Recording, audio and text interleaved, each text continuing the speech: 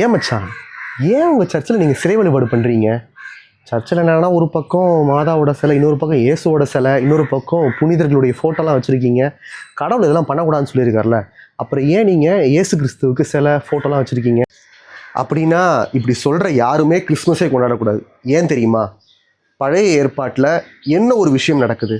எதுக்காக கடவுள் சிலை வழிபாடு கூடாது அப்படின்னு சொன்னார்னா, வார்த்தை கடவுளோடு இருந்தது, அந்த வார்த்தை கடவுளாக இருந்தது. பழைய ஏற்பாட்டில் கடவுள் நேரடியாக மனித உருவெடுத்தலாம் அவர் பேசலை. இறைவாக்கினர் மூலமாகவும் வார்த்தையின் மூலமாகவும் தான் மக்கள்கிட்ட அவர் பேசிக்கிட்டு இருந்தார். எந்த ஒரு முறை எடுத்தாலும் அவருக்கு இருந்த ஒரே முறையானது வார்த்தை தான். ஆனால் புதிய ஏற்பாட்டில் என்ன நம்ம படிக்கிறோம்? யோவான் நற்செய்தியில் வாக்கு மனிதரானார், நம்மிடையே குடிகொண்டார்.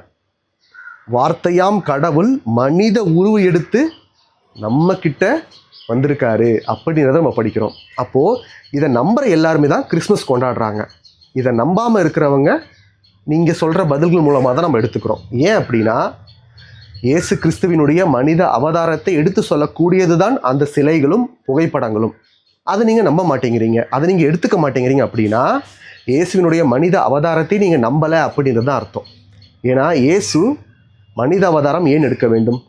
நம்ம பாவங்களுக்காக அவர் மனுஷனாக மாறி நமக்காக ரத்தம் சிந்தி நம்ம பாவங்களுக்காக அவர் கொல்லப்பட்டார். மீண்டும் உயிர் தெழுந்து வந்து நம் அனைவருக்கும் மீட்பை தந்தார். அதை அவர் எப்படி செஞ்சார்? மனித உருவில் தானே செஞ்சார். அப்போ அவருக்கு மனித உருவு இருக்கா இல்லையா? நம்மளை மாதிரி தானே அவரும் வாழ்ந்தார்.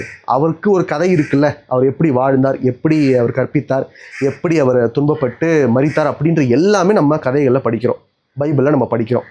இப்போ அது எல்லாத்தையுமே வார்த்தை மூலமாக நம்ம எடுத்துகிட்டு போய் சொல்கிறோம். அது மட்டும் இல்லாமல் சிலைகள் புகைப்படங்கள்லாம் நமக்கு உதவியாக இருக்குது. எப்பா இப்படி தான்ப்பா இயேசு பிறந்தார், இப்படி தான்ப்பா அவர் இருந்தார், இப்படி தான்ப்பா அவர் சிலுவையில் அடித்து கொண்டாங்க அப்படின்றத மக்கள்கிட்ட நம்ம எடுத்துகிட்டு போய் சொல்கிறோம். அதுக்கு இந்த சிலைகளும் இந்த புகைப்படங்களும் ஒரு கருவியாக இருக்குது. இயேசு கிறிஸ்துவினுடைய மனித அவதாரத்தை எடுத்து சொல்வதற்கான ஒரு கருவிகளாக இருக்குது. அதே போல் இயேசு கிறிஸ்துவினுடைய மனித உருவை நம்ம நம்புகிறோம் அப்படின்னா தான் மட்டும்தான் நம்ம கிறிஸ்தவர்கள். அவரோட மனித அவதாரத்தில் நம்ம நம்பலை அப்படின்னா நம்ம கிறிஸ்தவர்களாக இருக்கவே முடியாது. அது ஒரு தப்பறை கோட்பாடு, அதில் மாட்டிக்காதீங்க. அதனால தான் இன்று வரையில் எவ்வளவு கிரிட்டிசிசம் வந்தாலும் கத்தோலிக்க திருச்சபை சர்ச்சில் புகைப்படங்களும் சிலைகளும் வைத்திருக்கு.